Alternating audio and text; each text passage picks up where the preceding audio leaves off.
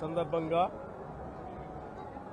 ఈరోజు కాంగ్రెస్ పార్టీ పక్షాన పోటీ చేస్తున్నటువంటి అభ్యర్థి నవీన్ యాదవ్ మంచి సేవకుడు, నిరంతరం ఇక్కడ అందుబాటులో ఉండేటువంటి స్థానిక నాయకుడు.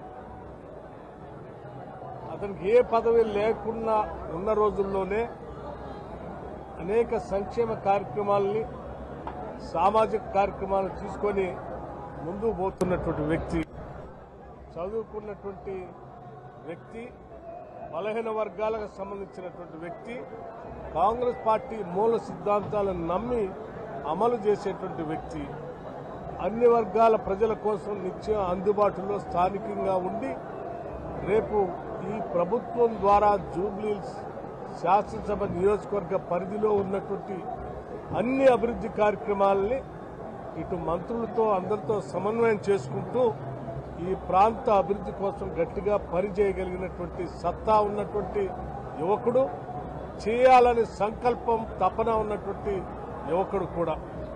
అటువంటి యువకుడిని గెలిపించుకోవటం ద్వారా పెద్ద ఎత్తున ఈ జూబ్లీహిల్స్ శాసనసభ నియోజకవర్గంలో ఉన్నటువంటి అనేక కార్యక్రమాలు కానీ, రోడ్లు కానీ, డ్రైనేజ్ కానీ, మంచినీటి వసతి కానీ, ఇప్పుడే ఉత్తమ్ కుమార్ రెడ్డి గారు చెప్పినట్టు రేషన్ కార్డ్స్ సంబంధించినటువంటి అంశాలు కానీ అభివృద్ధి చేసుకోవడానికి అవకాశం ఉన్నటువంటి వ్యక్తిగా మీరందరూ ఆశీర్వదించి అత్యధిక మెజార్టీతో గెలిపించవలసిందిగా విజ్ఞప్తి చేస్తా ఉన్నాం.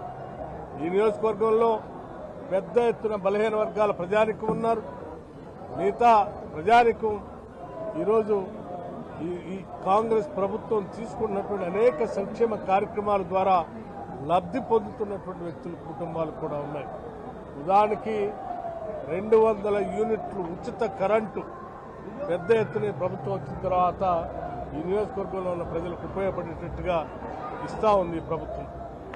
రేషన్ కార్డులు 10 సంవత్సరాలుగా ఎవరు ఇవ్వనటువంటి ఆనాటి ప్రభుత్వం దగ్గర తిరిగి అలసిపోతే ఈరోజు కాంగ్రెస్ ప్రభుత్వం రాగానే ఇక్కడ ఉన్నటువంటి అర్హత కలిగినటువంటి వాళ్ళందరికీ రేషన్ కార్డులు ఇవ్వటమే కాకుండా ఫైన్ రైస్ సన్న బియ్యంతో ఈరోజు భోజనం మనం చక్కగా ఏర్పాట్లు కూడా ఈ ప్రభుత్వం చేస్తుంది. అలాగే ఈ ప్రాంతంలో చదువుకోవటానికి కావలసిన విధంగా విద్యార్థుల కోసం young India integrated residential school అనే దాన్ని కూడా పెట్టి ఈ స్లబ్స్ లో కానీ పేద వర్గాలకు సంబంధించిన పిల్లలు పెద్ద ఎత్తున ఇంటర్నేషనల్ స్టాండర్డ్ లో చదువుకునే విధంగా ఈ నియోజకవర్గంలో ఒక పెద్ద ఇంటిగ్రేటెడ్ రెసిడెన్షియల్ స్కూల్ కూడా శాంక్షన్ చేసి ముందుకు పోతాం. ఇలా చెప్పుకుంటూ పోతే ఉదాహరణకి మహిళలకు సంబంధించి సెల్ఫ్ హెల్ప్ గ్రూప్ సంబంధించి గత 10 సంవత్సరాలు ఆనాటి బీఆర్ఎస్ ప్రభుత్వం పూర్తిగా గాలికి వదిలేస్తే కాంగ్రెస్ ప్రభుత్వం రాగానే తిరిగి మళ్లీ వడ్డీ లేని రుణాలను తిరిగి పునరుద్ధరించి రాష్ట్ర వ్యాప్తంగానే కాదు జూబ్లీహిల్స్ శాసనసభ నియోజకవర్గంలో ఉన్నటువంటి దాదాపు 15,000 మంది సెల్ఫ్ హెల్ప్ గ్రూప్ మెంబర్స్ ఉన్నారు. వారందరికీ కూడా పెద్ద ఎత్తున వడ్డీ లేని రుణాలు ఇవ్వటమే కాకుండా భవిష్యత్తులో వాళ్ళ కాళ్ల మీద వాళ్ళు నిలబట్టాలి, ఆర్థికంగా నిలదొక్కుని మహిళలంతా ఆర్థికంగా సాధించడం కోసం ఈ ప్రభుత్వం వడ్డీ లేని రుణాలు ఇచ్చేటువంటి కార్యక్రమాన్ని ముందు తీసుకొని పోతాం. చదువుకునేటువంటి వారి కోసం, నిరుద్యోగ యువతి యువకుల కోసం ఈ ప్రభుత్వం రాగానే గత 10 ఏళ్లు గ్రూప్ 1 పరీక్షలు నిర్వహించలేని టీఆర్ఎస్ ప్రభుత్వాన్ని చూశామా? ఈ ప్రభుత్వం రాగానే గ్రూప్ 1 పరీక్షలు నిర్వహించడమే కాదు, అనేక అడ్డంకులు కలిగించడానికి ప్రయత్నం చేస్తే కూడా ఈ ప్రభుత్వం అన్నింటినీ తట్టుకొని నిర్వహించడమే కాకుండా నియామక పత్రాలు కూడా ఇచ్చింది. అట్లాగే గ్రూప్ 2 పరీక్షలకు సంబంధించి కూడా పరీక్షలు నిర్వహించడమే కాదు, నియామక పత్రాలు కూడా ఇచ్చింది. దాదాపు 70,000 మంది నిరుద్యోగ యువతి యువకులకి ఈ ప్రభుత్వం రాగానే వాళ్ళ ప్రభుత్వ పరంగా నియామక పత్రాలు ఇవ్వటమే కాకుండా అటు సెల్ఫ్ ఎంప్లాయ్మెంట్ ద్వారా కానీ లేకపోతే ప్రైవేటు వ్యవస్థల ద్వారా లక్షలాది మంది నిరుద్యోగ యువతి యువకులకి ఉద్యోగ అవకాశాలు కల్పించే విధంగా ప్రభుత్వం ప్రణాళికలు తయారు చేసుకుని ముందుకు పోతా ఉంది. ఏ రకంగా చూసినా హైదరాబాద్ నగర అభివృద్ధి కోసం ఈరోజు ఫిలిం ఇండస్ట్రీకి కానీ లేకపోతే ఇతరత్ర ఫార్మా ఇండస్ట్రీ కానీ, ఆసుపత్రుల రంగం కానీ, విద్యా రంగానికి సంబంధించి కానీ, లేకపోతే ఇంటర్నల్గా పనికొచ్చేటువంటి డ్రైనేజ్ వ్యవస్థ కానీ, లేకపోతే రోడ్ల వ్యవస్థ కానీ అన్నిటిపైన కూడా పూర్తి స్థాయిలో దృష్టి పెట్టి 10 సంవత్సరాలు నగరాన్ని అభివృద్ధి చేయకుండా వదిలేసినటువంటి పరిస్థితి చూసాం. ముఖ్యంగా జూబ్లీహిల్స్ శాసనసభ నియోజకవర్గంలో గత 10 ఏళ్ళు ఎటువంటి అభివృద్ధి జరగలేదు. కానీ కాంగ్రెస్ పార్టీ అధికారంలో రాగానే మీరు చూడండి, ఈ జూబ్లీహిల్స్ శాసనసభ నియోజకవర్గంలోనే కొన్ని వందల కోట్ల రూపాయల అభివృద్ధి కార్యక్రమాలు కేవలం ఈ పార్టీ ఈ అధికారంలోకి వచ్చిన ఈ ప్రభుత్వం చేపట్టి ముందుకు పోతుంది.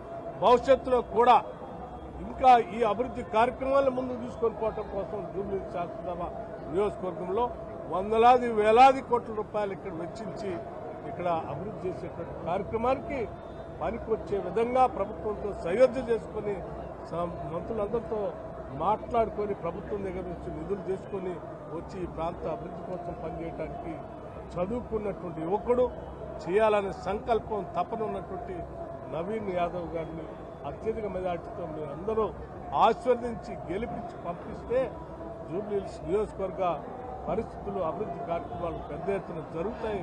కాబట్టి మీ అందరికీ నేను మనస్ఫూర్తిగా విజ్ఞప్తి చేస్తా ఉన్నాను. దయచేసి పెద్ద ఎత్తున ఈ అభ్యర్థిని, కాంగ్రెస్ పార్టీని దీవించి ఆశీర్వదించి భారీ మెజార్టీతో గెలిపించవలసిందిగా విజ్ఞప్తి చేస్తా ఉన్నాను. 2 ఏళ్లలో కాంగ్రెస్ పార్టీ ఇచ్చినటువంటి హామీలను అమలు చేయలేకపోయింది. హామీలు అమలు కావాలంటే మా అభ్యర్థి టీఆర్ఎస్ అభ్యర్థి అసెంబ్లీలో కొట్లాడితే మా అభ్యర్థి కేవలం 2 సంవత్సరాల్లో 1,06,000 కోట్ల రూపాయల సంక్షేమ కార్యక్రమాలకి అభివృద్ధి చేసి చూపించాం. 1,06,000 కోట్ల రూపాయలు కేవలం ఈ 2 సంవత్సరాలు.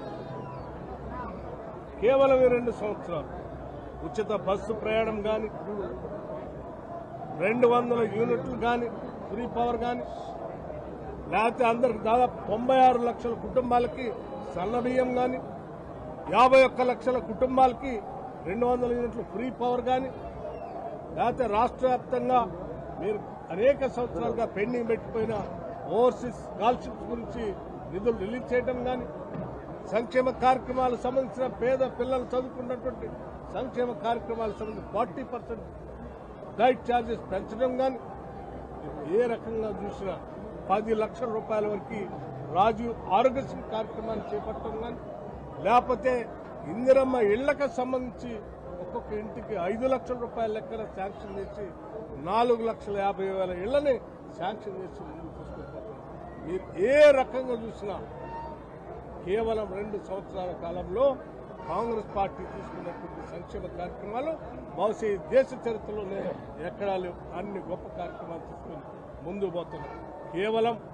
కేవలం అధికారం కోల్పోయి 10 ఏళ్లు ఈ రాష్ట్రంలో ఇంటికో ఉద్యోగం ఇస్తామని, డబుల్ బెడ్రూమ్ ఇల్లు ఇస్తామని, 3 ఎకరాలు పంచుతామని రకరకాల మాయమాటలు చెప్పి 10 ఏళ్లు అనుభవించి చివరికి ప్రజలు తిరస్కరించిన తర్వాత ఇవాళ మతి భ్రమించి ఏదో అవాకులు చెవాకులు పేర్చున్నారు తప్ప ఈ రాష్ట్ర కాంగ్రెస్ ప్రభుత్వం ఉంటే పేదలకి, మధ్యతరగతి కుటుంబాలకి మేలు జరిగింది.